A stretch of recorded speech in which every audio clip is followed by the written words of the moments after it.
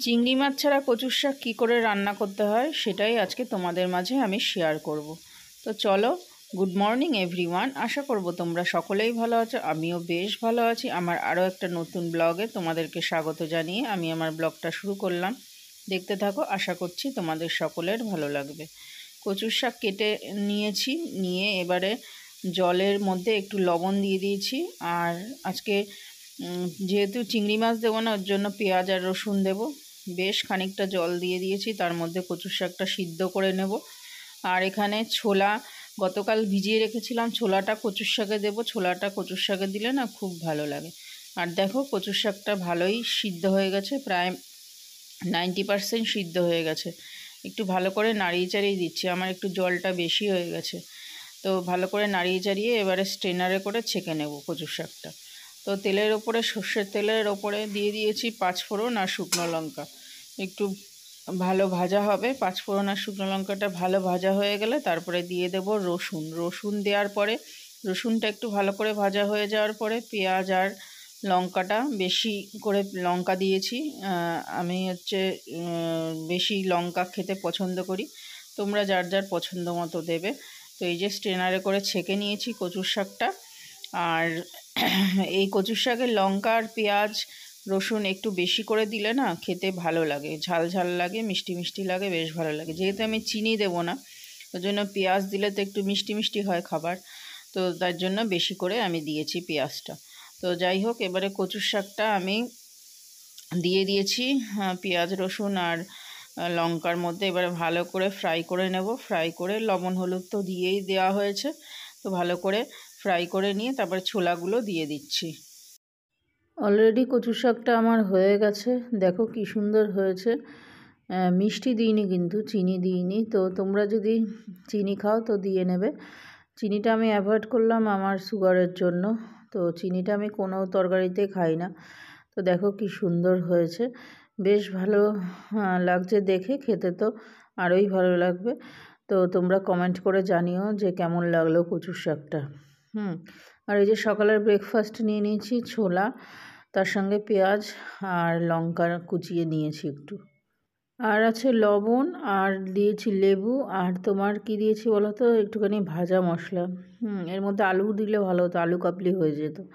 তো সকালবেলা আর অতটা ক্রিসপি খেলাম না। তো এই ব্রেকফাস্টটা খুব ভালো, হেলদি অ্যান্ড টেস্টি।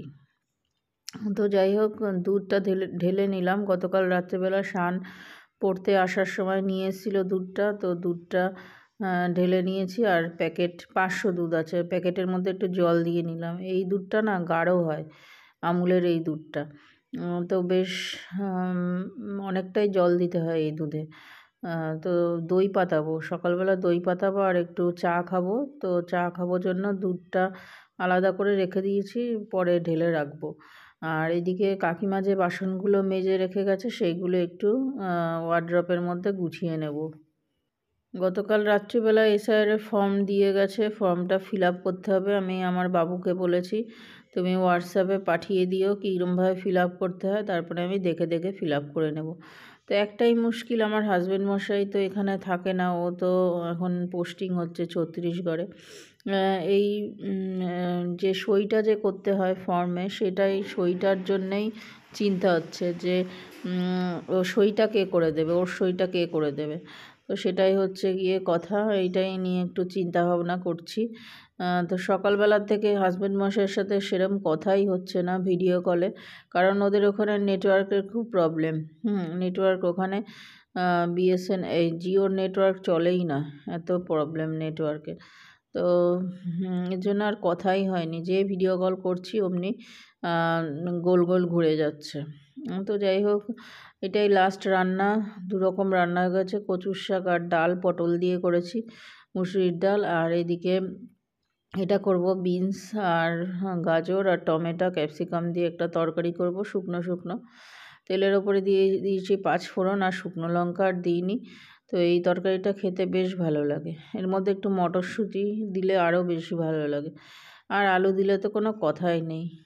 তো দিয়ে দিয়েছি লবণ। এবারে ঢেকে ঢেকে রান্না করব, কোনো জল দেব না, বেশ শুকনো শুকনো করেই রান্না করব। আর এই তরকারিটা খেতে রুটি দিয়ে পরোটা দিয়ে কিন্তু বেশ ভালো লাগে। বাড়ির কর্তা বাড়ি না থাকলে কোনো রকম ছেলে আর মাতে কোনো রকম খাবার সে হয়েই যায়, মাছ না হলেও চলে, কিন্তু ছেলেরা কিন্তু মাছ না ছাড়া একটুও খেতে পারে না। তো যাই হোক, রান্নাবান্না তো কমপ্লিট। এবারে যা এই কাপড় চোপড় আছে এগুলো একটু সার্ফের জলে ভিজিয়ে রাখছি, গরম জলে। পড়া বাদ দিয়ে কীর্তন করছে, এরমভাবে পড়াশোনা হয়? 24 তারিখ থেকে পরীক্ষা, আজ কি শুরু করেছে, আর বেশি দিন নেই। ওটা ফেলা, ওইটা ফেলা।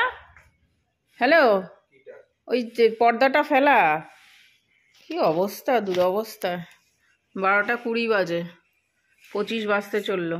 যা যা যা যা যা, স্নান কর স্নান কর, জল নেই একটা বোতলে।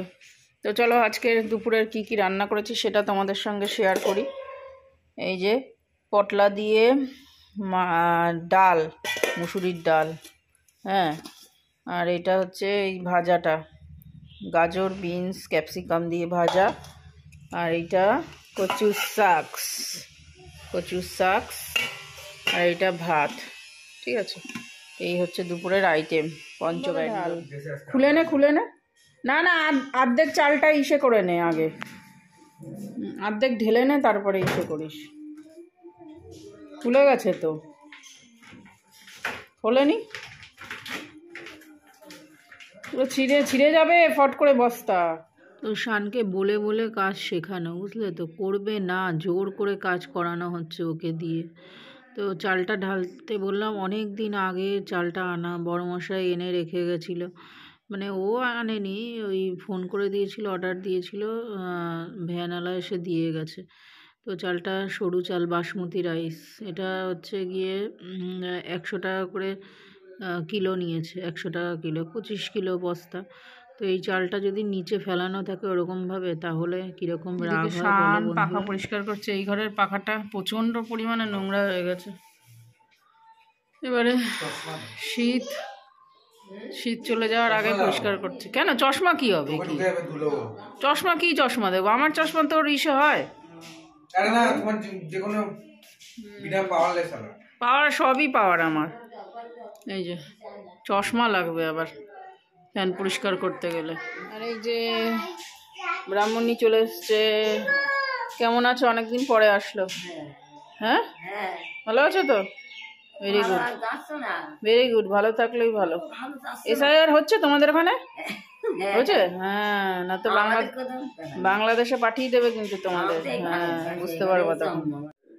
খাওয়া দাওয়া কমপ্লিট হয়ে গেছে, এবারে এসেছি একটুখানি ভিডিও দেখবো, সবার ভিডিও দেখবো, দেখে টেকে তারপরে। এখন 3টে বাজে, এখন শীতের সময় না, বেলা ঘুমালে উঠতে ইচ্ছা করে না, আর কেমন শীতও লাগে। তো ভাবছি কি এখন ঘুমাবো না, আবার বিকালে হাঁটতে যেতে হবে, হাঁটতে গিয়ে আবার জেরক্সও করতে যেতে হবে, কারণ ওই যে এসআইআর ফর্ম জেরক্স করতে হবে, প্লাস ফটো তুলতে হবে, আবার ফটোর পিছনটা সাদা করতে হবে, সেরকম ওইগুলো করতে হবে। তো ওই কাজ আছে, ওর জন্য বিকালবেলা বাজারে যাব, তার আগে সন্ধ্যা দেব, তারপরে সমস্ত কাজ করব, চা খাবো, তারপরে বাজারে যাব। ওই হাঁটাও হয়ে যাবে, আর একটুখানি ওই সমস্ত কাজও হয়ে যাবে, আর একটুখানি লঙ্কা নেই, আর যদি টুকটাক সবজি পারি তো সবজিপাতিও আনবো।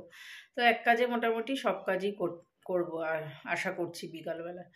তো এখন একটু ভিডিও দেখবো, বরের সঙ্গে একটু ভিডিও কলে কথা বলবো, তারপরে তোমার আর যা কাজ আছে করব। তো চলো আজকের মতো ব্লগটা এখানেই এন্ড করছি, নেক্সট ব্লগে দেখাবে। ততক্ষণের জন্য তোমরা সবাই সুস্থ থেকো, সাবধানে থেকো, আর অবশ্যই ভালো থেকো। কি